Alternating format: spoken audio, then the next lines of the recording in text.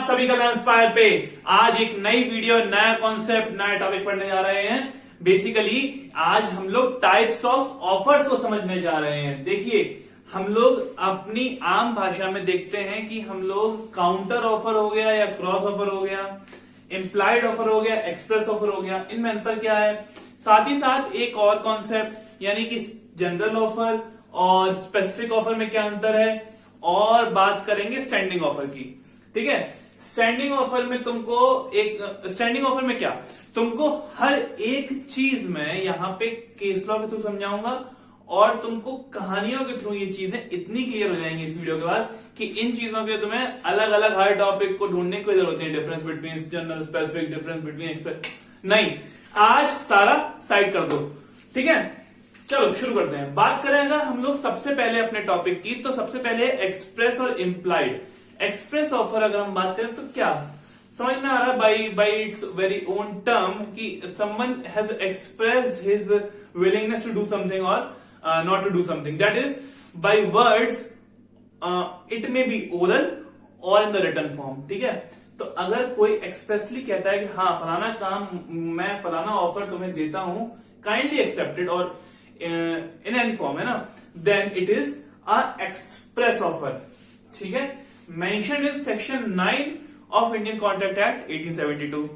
ठीक है, अगर हम बात करें इंप्लाइड ऑफर की, चलो एक बढ़िया सी बात बताता हूं, देखो सोच के देखना।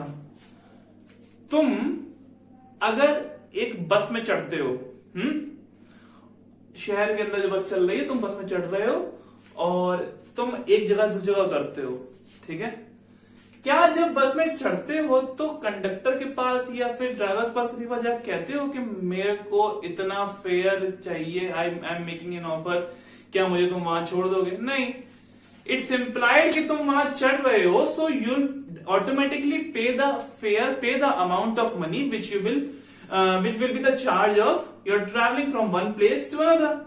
तो this is an implied offer, मतलब कि आप कंडक्ट के थ्रू ये चीज कर रहे हो। अब सुनो और एक बताता हूं, यहां पे अगर मैं तुमसे कहूं कि तुम दुकान पे गए, ठीक है, तुमने दुकान पे एक पेन उठाया, मान लो ये मार्कर उठाया और उससे कुछ नहीं बोला, तुम मार्कर सामने रखे हुए थे, लाइन से लगे हुए थे, उस पे प्राइस टैग लिखा हुआ था, तुमने मार्कर उठाया, उसको दे दिया। ठीक है, उसने मार्कर उठाया, उसको दिया, 25 रुपए उसको दिए और उससे कहा, उससे बिना कुछ कहे तुमने ये ले लिया और उसने वो तुम्हारे पैसे एक्सेप्ट कर लिए। तुम्हारे बीच में कोई ऐसी कॉन्वर्सेशन नहीं हुई, इधर इन द रिटन फॉर्म और इन द ओरल फॉर्म। ठीक है, whether you are offering, whether he is invitation to offer, nothing. Instead आपने मार्कर उठाया, पैसे लिए, उसको दे दिए और आप चले आए। ठीक है, दिस इज व्हाट, आप इंप्लाइडली अपने कंडक्ट के थ्रू ये एक्सेप्टेंस और ऑफर करके कॉन्टेक्ट करवा रहे हैं अपना। समझ में आ रहा है? तो लास्ट बात जो मैं तुम्हें बताई थी, यानी कि जो बस में आप चढ़ते हो, boarding of bus, this was something which was held in this Wilkie versus London passengers transport का केस। ठीक है, मैं तुम्हें बताया था कि कहानियों के थ्रू समझ लेंगे, फिर केस लॉस के थ्रू अटैच कर देंगे और बातों को क्लियर करके रख देंगे साइड में। सो एक्सप्रेस और इंप्लाइड सेक्शन नंबर 9 के अंदर दिए गए हैं। इसमें दोनों बातें हम लोगों ने समझ ली कि ओरल वर्ड्स और express written in the oral form, words के द्वारा और वहां पे कंडक्ट के द्वारा। ठीक है, नेक्स्ट अगर हम बात करें अपना, तो हमारा है क्रॉस ऑफर और काउंटर ऑफर की। क्रॉस ऑफर की बात समझने की कोशिश करो। मैं अगर अपने दोस्त को आज एक खत लिखता हूं कि भाई 10 लाख में मैं अपनी प्रॉपर्टी बेचना चाहता हूं और मैं उसको 1 तारीख को ये खत भेज देता हूं, ऑन द सेम डे, एक ही तारीख को मेरा दोस्त इस बात से अनजान मुझे भी खत लिखता है कि भाई मुझे तुम्हारी प्रॉपर्टी 10 लाख में खरीदनी है। So same offer from both the side, same amount, same consideration, this is a cross offer. समझ में आ रहा है? सो अगर काउंटर ऑफर क्या होता है सर, तो देखो काउंटर ऑफर कुछ नहीं है। Counter offer is just bargaining, यानी कि मैंने कहा कि भाई I would sell my property in 10 lakh rupees, तो उसने कहा प्लीज यार इसको 9 लाख कर लेना। ये जो चीज हो रही है, मैंने 10 लाख का ऑफर दिया, उसने 9 लाख कहा मुझसे, तो अब वो ये जब 9 लाख कह रहा है, तो he is making an another offer to me and it is upon me to accept this offer. तो this offer of 9 lakhs by him is a counter offer.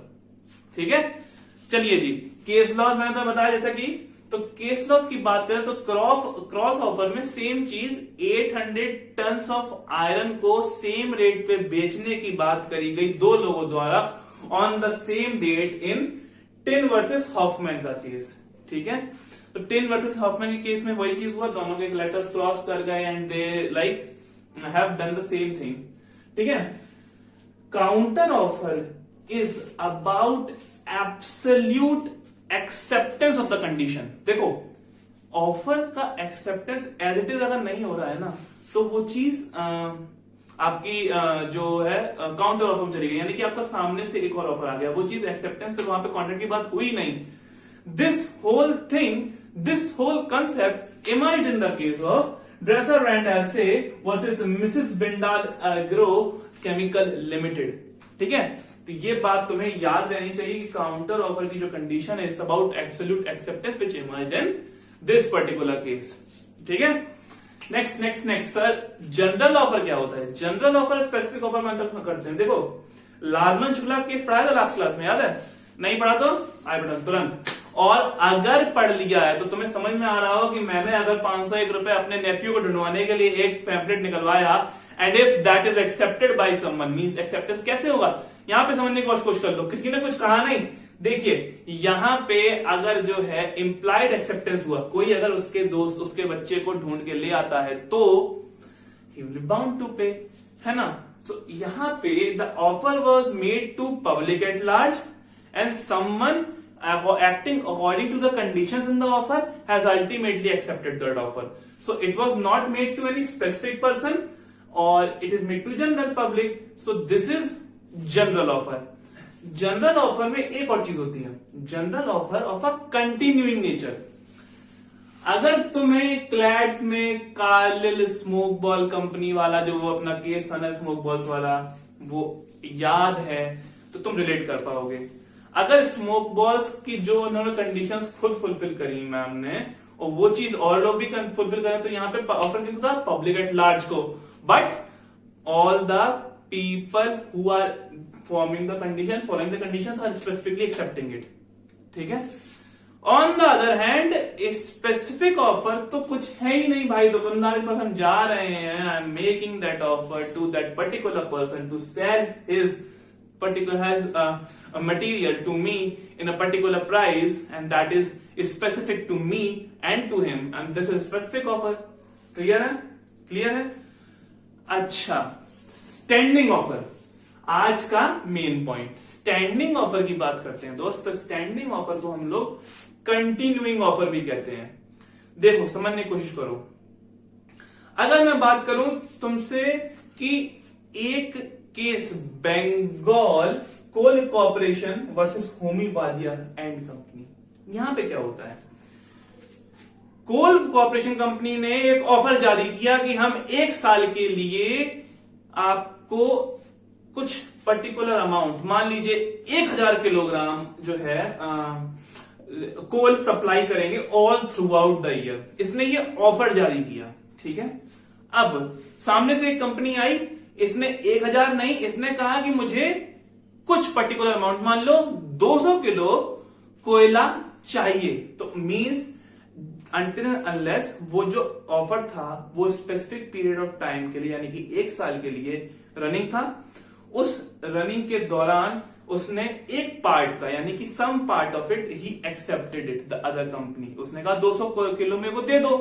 Now when the other company is accepting that offer, तो यहां पे जो 1000 kilo का इसने promise किया, इसने offer किया था ना, तो इसमें से वो 200 किलो का कॉन्ट्रैक्ट बन चुका है। So he is liable for making for supplying 200 kg। Now after some time what happens, this offer is revoked by the person. ठीक है। तो यहाँ पे ये सामने वाली कंपनी जब फिर से अपना एक्सेप्टेंस लेके मतलब फिर से अपनी डिमांड लेके आएगी मुझे और कोयला चाहिए, सेइंग दैट कि आपने तो कॉन्ट्रैक्ट कर लिया था। तो द कोर्ट सेड कि नहीं जी, हाँ यहाँ पे स्टैंडिंग ऑफर था। स्टैंडिंग ऑफर यानी कि offer of a continuing nature which was running for a specific period of time. तो अभी जब तक इसका एक्सेप्टेंस आप सामने से नहीं करोगे, till then it is not a contract, it is only an offer and the person has a right to revoke it anytime। ठीक है। अच्छा, इसमें एक बहुत इंपॉर्टेंट चीज होती है, हम लोग जनरली इसको टेंडर से कनेक्ट करके पढ़ते हैं। टेंडर जो गवर्नमेंट के डलते हैं ना, तो समझने की कोशिश करो। जब एक गवर्नमेंट ने टेंडर निकाला, उसने कहा कि मुझे फलाना, समझो मान लो मेट्रो ने टेंडर निकाला, मेट्रो ने कहा कि मुझे 2 साल के अंदर मान लो 2000 किलोग्राम आयरन चाहिए। ठीक है। मेट्रो ने टेंडर निकाला कि मुझे 2 साल के लिए 2000 किलोग्राम आयरन चाहिए। नाउ एक कंपनी सामने से आती है, उसने कोटेशन, अपना प्राइस का कोटेशन किया, उसने कहा कि मैं फलाना आप इतने अमाउंट पे आपको ये सप्लाई करूंगा। ठीक है। अब सेम चीज यहां पे जो बंगाल वाले केस में क्या कि देखिए, जो ये 2000 किलो की बात हुई, ये तो एक 2 साल के पीरियड के दौरान ट्रांसफर होगा ना, जब जैसे जैसे जरूरत पड़ती जाएगी। तो समझने की कोशिश करिए, ये जो सामने, देखो सामने से क्या होता है, गवर्नमेंट ने टेंडर रखा और कंपनी आती है, अपना ऑफर देती है। तो गवर्नमेंट के पास अभी क्या राइट है, एक बार में तो ट्रांसफर हो नहीं जाएगा। तो जब एक बार में ट्रांसफर नहीं हो, धीरे धीरे ट्रांसफर होगा। सो द टेंडर यानी कि offer of supplying it can be revoked at any time. So giving a tender to a particular company does not mean continuing it supply all throughout that period. ये चीज अपनी याद रखना कि the government has the right to revoke its tender at any time and this is why it's a standing offer because जब तक वो supply नहीं टेक प्लेस हुई ना, तब तक वो कॉन्ट्रैक्ट नहीं एक्चुअली कंप्लीट हुआ। समझ रहे हो ना। सो अंटिल कॉन्ट्रैक्ट कंप्लीट नहीं हुआ तो नो एक्शन विल अराइज। सो इस वजह से स्टैंडिंग ऑफर का ये कॉन्सेप्ट हमारा यहाँ खत्म हो जाता है। ठीक है जी। टाइप्स ऑफ ऑफर्स में अगर कोई डाउट बच रहा हो तो मेरे से कमेंट सेक्शन में पूछ लेना। वीडियो पसंद आई हो तो लाइक जरूर करना, सब्सक्राइब करना, शेयर करना और मजे करना।